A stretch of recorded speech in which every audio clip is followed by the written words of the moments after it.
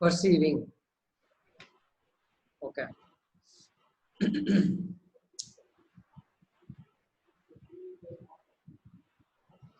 when I say when I say that I see something or I hear something, is there some noise coming from here? Yeah. So the question about what is perception or what is perceiving. So it's not more complicated than what we generally mean by perception. So using sense organs or the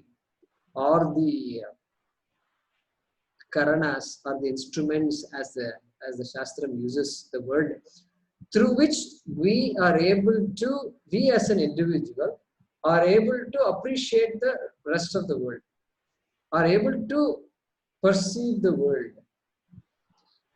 So anything we know of the world has come to us through the senses, through the sense organs and the mind. So 5 sense organs and the mind. So that is what we mean when we say perception.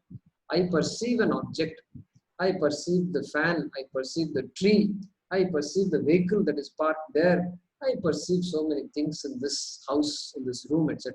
So all that, I perceive sounds coming from the other room because somebody is watching TV, etc. So all that is part of the perception. And so what we say is, when there is a perception, there is an appreciation of an object. That object can be a source of light. As when I say I see the fan is a source of light. Without fan being a source of light, I cannot perceive the fan because it's reflecting some other light in the room, and therefore that reflected light appears into my eyes, and I see some brown color, and so I recognize the form, and so I see the fan. Okay, I perceive the fan through my eyes. So like that, an object is recognized, a sound object is recognized. I know the television is playing. My eyes don't see the television, but my ears are hearing something, hearing the news. Therefore, it tells me that there is somebody watching TV on the next room. So that's also perception. So like that, so the object called television is perceived with the ears, not the form TV. The sounds coming from the TV, the sounds portion alone perceived with the ears. But because the mind knows so much already, that sound is associated with an instrument called television. And so I can imagine the television and all that is there. And I know who is in the other room. Therefore, I can imagine the whole setup. Just one sound is enough. I can imagine the whole setup. All that is perceived. Okay. So like that, 5 sense organs are there. And whenever perception happens, there is an object of perception, like the fan or the sound or some music is perceived or a taste is perceived. Then there is a perceiver. Somebody who says, I perceive, that is the perceiver. Correct? Somebody must be there to perceive, only then there is perception. So there is perceived object, there is the perceiver, and the process between these two is called perception. Or in Sanskrit, the words that are used, converted to knowledge. I know the fan, the object fan. So I am the knower of the fan. The fan is the known object. So I am the pramata. The fan is the prameya. Prameya means the object of knowledge.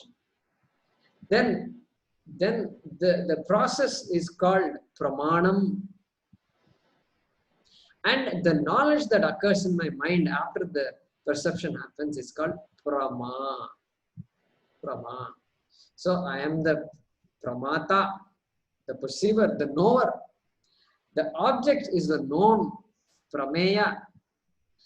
The knowledge that takes place in my head, that is called prama, and the process is called pramanam.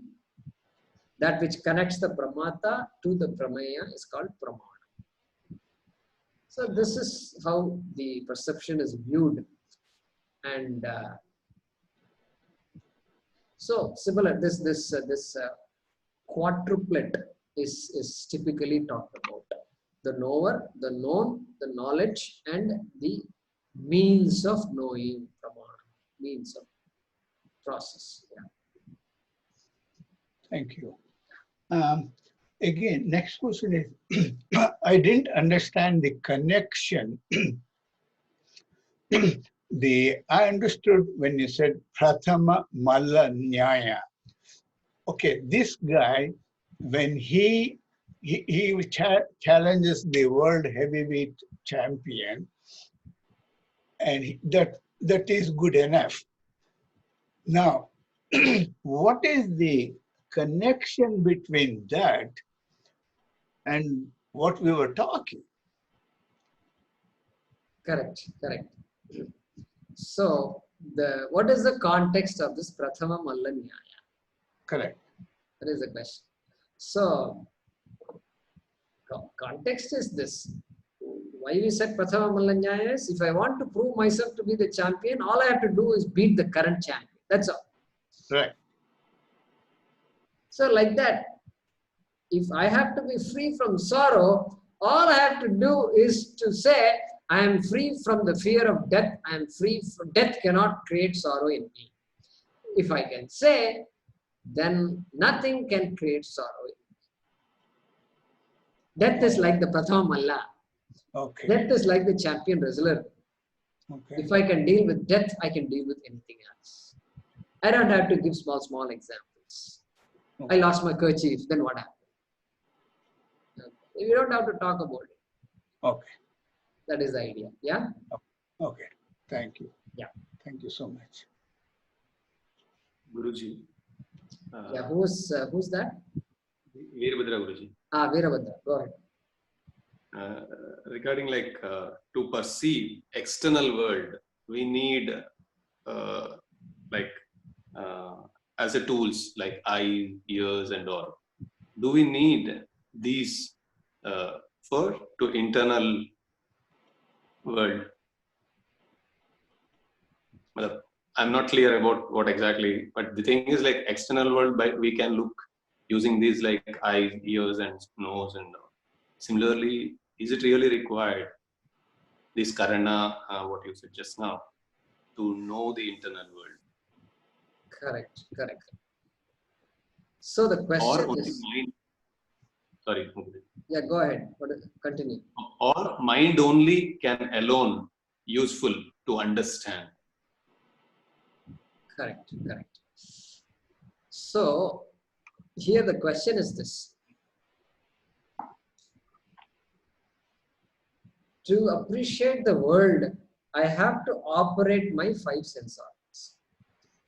A blind person has no way of knowing two things. What are the two things a blind person will not know? Form, color. That's it. Cannot know. At least form, the person can just touch the apple and apple. Okay, apple. This is apple. So after some time, the person knows this is apple. But color, of course, is never known. Impossible for a blind person to appreciate color. You can't take the person and say, look at how beautiful the springtime flowers are. Look at all the trees are flowering. And beautiful different colors. Valley of flowers. You can't say that to that person. Even if you say that, the person, we don't know what a blind person can imagine when you say that. Only a blind person, in fact, I don't know if a non-blind person can understand a blind person. Correct? Okay. So, to appreciate the world, we have to operate the five sense organs. And the mind is there behind this five sense organs. The mind is not there. If the sense organs alone are there, it's not enough. Okay. That is why I am sitting in class. Our internet is working fine, audio is working fine, my speakers are fine, I'm listening to the teacher, and then suddenly I wake up and said, my God, I wasn't, I didn't know what was going on in class. How I can say that? Hey, everything is working well. Your ears, what? Your ears, you became deaf or what in between? Now, a few minutes I became deaf.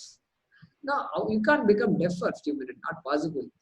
Few minutes, your mind was worried about what do I have milk in the refrigerator or not. That is what happened. Oh my God, what will I do for tea or coffee tomorrow? This is where the mind was. You know, when we sit for meditation, it doesn't happen. It doesn't work. But here I was meditating on milk. And I was so nicely meditating on milk. Everybody disappeared. The entire class is gone. Teacher is gone. Vedanta is gone. Bhagavad Gita is gone. Everything is gone. So you can see now, sense organ alone is not enough. The mind has to be there backing the sense organs. Only then the whole system will work. So we bring in the mind and sense organs to appreciate the world. So Veerabhadra's question is, he used a phrase, internal world. So we will translate that to Atma. We will just use the word Atma. Because if we say internal world, he has to explain what internal world is. And he himself may not be clear what internal world is. And so we will not go there. We will just say Atma. Okay. And so to know the Atma, do I have to operate the senses? That is the question. So, yeah. So 1 minute. I have not answered the question. So that is the question. Now the answer is, we can answer this in several ways. If I have to operate my senses to know the Atma, then Atma becomes an object of my perception. Like my body, like the fan, like the television, like the tree, like the planet Pluto, like Saturn, Uranus, like all the galaxies out there. Atma becomes an object of my perception, correct? Yes. If Atma is an object of my perception, we call it Anatma. What is Anatma? Anything that is an object of my perception is Anatma. Okay. Therefore, Atma cannot be an object of my perception. Therefore, to appreciate the Atma, operating the sense organs will not help you. You can look as well as you want, or you can close your eyes and then deeply meditate on the Atma. You know, they say dive deep within. Dive deep within. And one day, a flash of light will come. That is when your Guruji's teachings have finally yielded fruit. So if I talk like this, I'm sure many of you will believe it. Because you know, why will you not believe it? You have no basis to not believe it. Yeah. And so that is why teaching, one has to be very careful with words. So therefore, the sense organs are not useful. You can't say I saw Atma. You cannot say I heard Atma. You cannot say I smelled Atma, etc. This will not work. If you say it, that means whatever you smelled, whatever you heard is not Atma, my dear. Fine, we appreciate your sense organs are working. They're working overtime. And so, okay, fine, you saw something. But whatever you saw cannot be Atma. Because I will ask you, if you say what you saw is Atma, then I will ask you, what about the seer of Atma? Was there a seer or not? Somebody saw Atma. Okay. Then what about the seer? Who saw Atma? If you saw Atma, I saw somebody. Good. Then who saw? I saw. So if I say I saw Atma, then who am I? Paramatma. I am Paramatma. Aha. Look at Ramesh. This is what I'm so happy now that we're having this dialogue. I am Paramatma looking at Atma. Because we are used to somebody looking at us all the time. Big people, elders are there. Constantly we've been told, you do this, you don't do this, you must be like this. So Paramatma looking at Atma. It makes a lot of sense. But then Shastram says Paramatma and Atma, there's no essential difference also. Then we are stuck after that.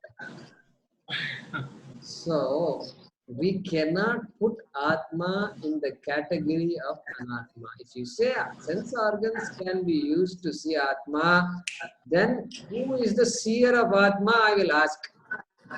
So whatever you saw cannot be called Atma. Okay.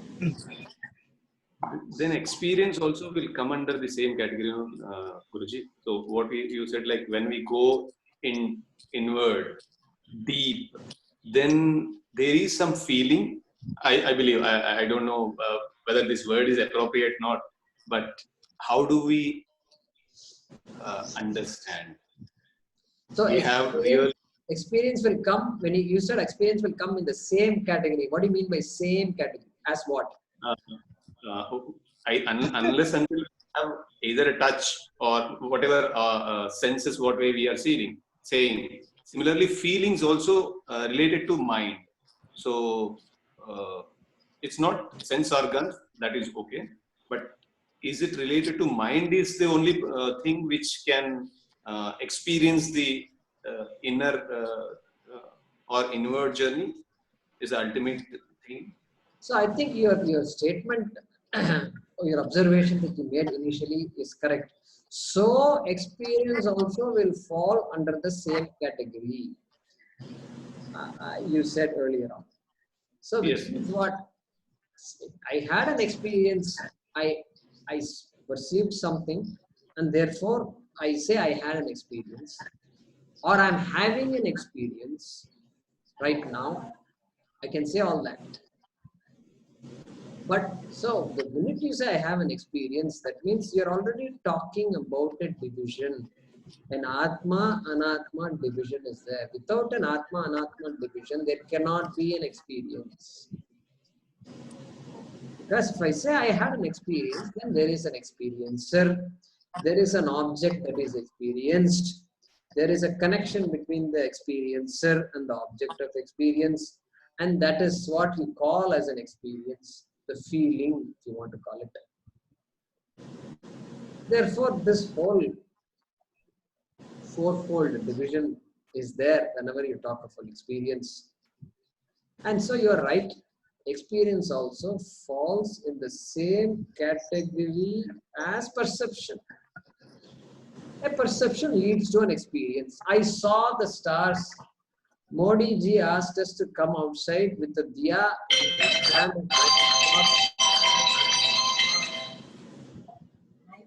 Yeah, please mute yourself if the sound is coming from your side.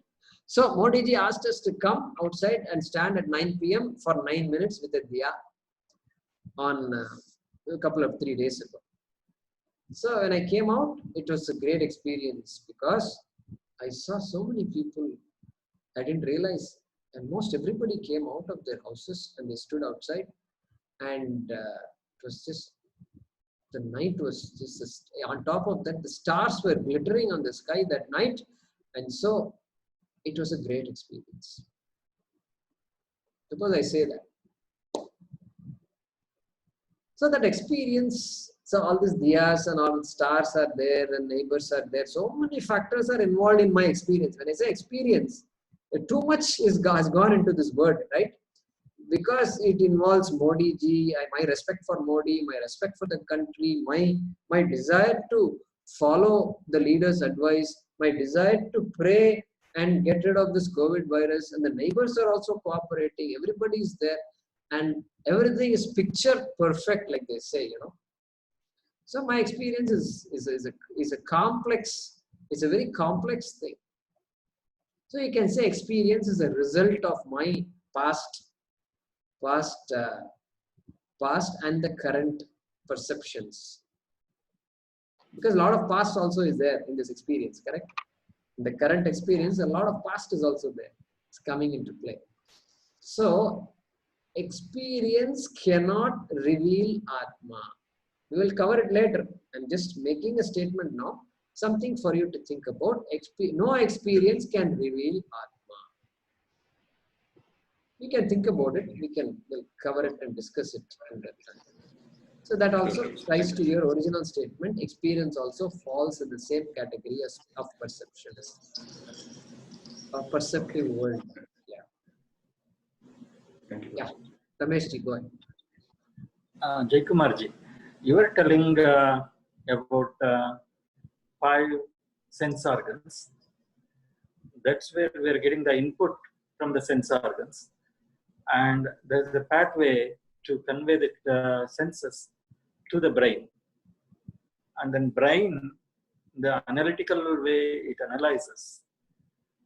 And there should be the continuity between the analytical attitude, analytical way, or the brain or the mind to the sense organs.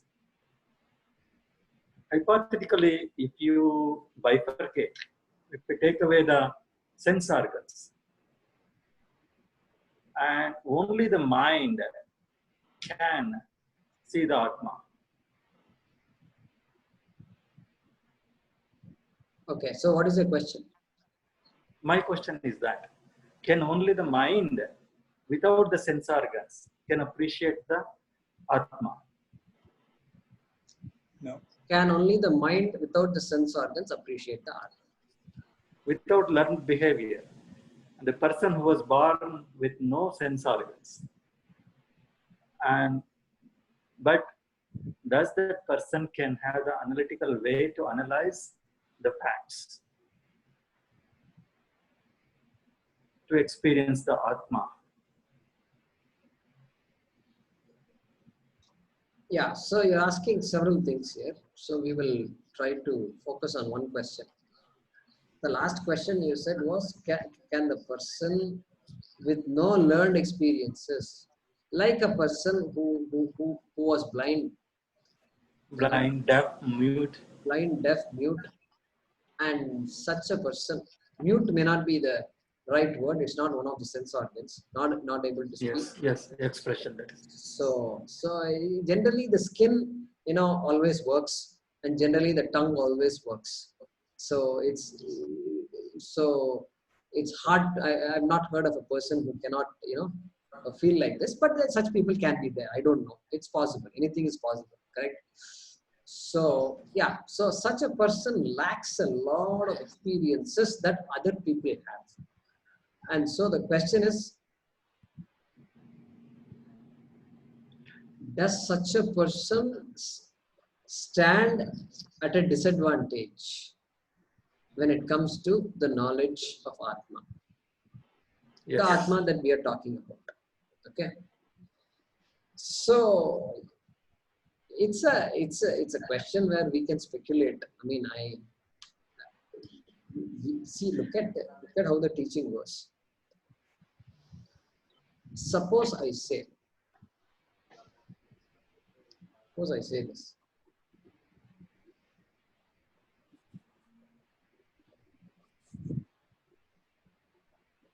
You have to know Atma. You have to know that Atma is full. And when you know Atma is complete and full, your sorrow is gone. Suppose I say that. And suppose I say nothing else changes when you know the Atma. Nothing else changes. Means I am the way I am. So if I say that, nothing else changes. And you're free right there. When you recognize that fact, you're free, I say. Shastram says that. You don't have to experience anything. You don't have to jump up and down. You don't have to sit under a tree. You don't have to do anything. If you recognize this fact, then you're free. Okay? Brahmavid apnoti param. Taittiriya Upanishad. First sentence of Brahma Anandavalli. Brahmavida apnoti param. Oh, one sentence.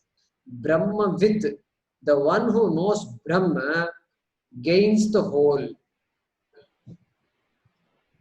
That's all it says.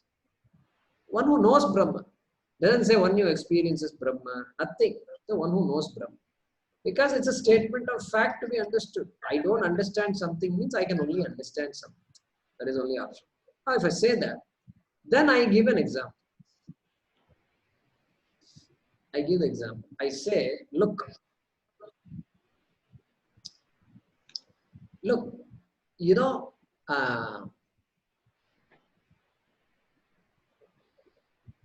the sun is revolving around the earth. The sun is revolving around the earth. Suppose I say that. Why? That's what you're telling me, sun is revolving around the earth. And why? Because the sun is revolving around the earth. I'll show you. You claim that you are going to demonstrate to me the sun is revolving around the earth. Then you say, see, the sun is rising. This is east. And so come, I'll show you in the morning. Yeah, I see the sun. Then you tell me, come back 15 minutes later. Then I measure. Oh, the sun has risen up a little more. So we take all the measurements. And the sun is going like this. Therefore, you tell me the sun is revolving around the earth. Now tell me, the whole world, except Indians, used to believe this. Okay? And then some scientists came and said, no, that is not correct. The earth revolves around the sun. Okay, even though this has to do with rotation, not revolution, just I'm giving you a simple example. So then I teach you everything about the solar system and the earth's rotation, everything, and then I explain all these things. And like the student who comes home after studying, after attending the physics class, knows all about the solar system, and then that child says, Mom, you know what? The sun doesn't revolve around the earth, it's the earth that revolves around us. Now, the child has gained this knowledge. Has anything changed outside? Has any perception changed? Now when you look, is the earth rotating differently from the sun? Have the sun and earth decided to do different dance after I know something? No dance has changed. Everything remains the same. Perception is also the same. You sit in the train departs and you feel as though the platform is moving behind. Constantly. Especially if you're not careful, it can shake you up a little bit. So, yeah, that is your problem. It's not the platform's problem. It's not the train's problem. So, if I say that, there is only knowledge involved here. Perception need not change. Need not change. Because knowledge is so powerful that it can eclipse perception also. It can advise me that even though I feel as though the sun is rising, hey, my dear, the sun doesn't rise at all. Tell me, which one is more powerful? The knowledge that the sun is stationary is powerful, or the fact that I can see the sun rising, is that powerful? Which one is more? Which one rules in my head? Knowledge. No child even makes a mistake of saying the sun rises, even though we know that very well. Still, I can say the sun rises at 5:54 in the morning tomorrow. I must get up before 5:54, take a shower, and when the sun rises, I am ready to welcome and say Aditya Hridayam. I can do all this. Why? Because that is mithya, that is transactional, and there is beauty to it. I am worshipping Surya Devata, and for that sunrise is important, sunset is important, and all the Rahukala, everything is important. I still honor all of that. I can honor. I have no conflict whatsoever. Nobody who says sun rises at 5:54 is confused. You really ask him, does the sun rise? He would say, no, the sun really doesn't rise. Yet there is a sunset. Every newspaper publishes when is the sunrise tomorrow, when is the sunset, everything goes on. Therefore, to conclude that discussion, all I will say is that this Atma and this experience and the blind person, especially you talked about, that blind person, will he or she appreciate the example I gave? I gave the example of sunrise, sunset, and revolution, etc. Will the blind person and mute person, will the deaf person, will that person be able to appreciate it? Cannot appreciate. So when I am talking to a blind person, I cannot use that example, which means the teacher will be hamstrung. Teacher will be disadvantaged because so many examples can't be given. Because an example is useful only if the student is able to appreciate the example. Otherwise, what is the use of an example? Simply say, you are Brahma and move on. Why give a talk? Why give a lecture? Why give examples? Why crack jokes? And the person can't understand any of these things. So from that perspective, Ramesh ji, I think the very, very extreme example you quoted, it's an extreme example, I think, but still it's a valid question. And that person will be limited in what the person can be told. But definitely, Ishvara must have given that person, in fact, may have already the capacity to tell us about Atma. That kind of power they are gifted often. I attended, when I was in the US, I once, when I was doing a PhD, somebody invited me to a series of classes on what is it called? Sign language. Sign language. So I actually attended these classes in the evening, 4 o'clock to 5 or something. I attended for a week. And this deaf and mute person, deaf persons are typically mute also because they don't hear and they don't hearing and speech, they're connected so much. And so this person comes and gives the sign language. Somebody is explaining and this person is doing the sign language. And they explained a lot of psychology.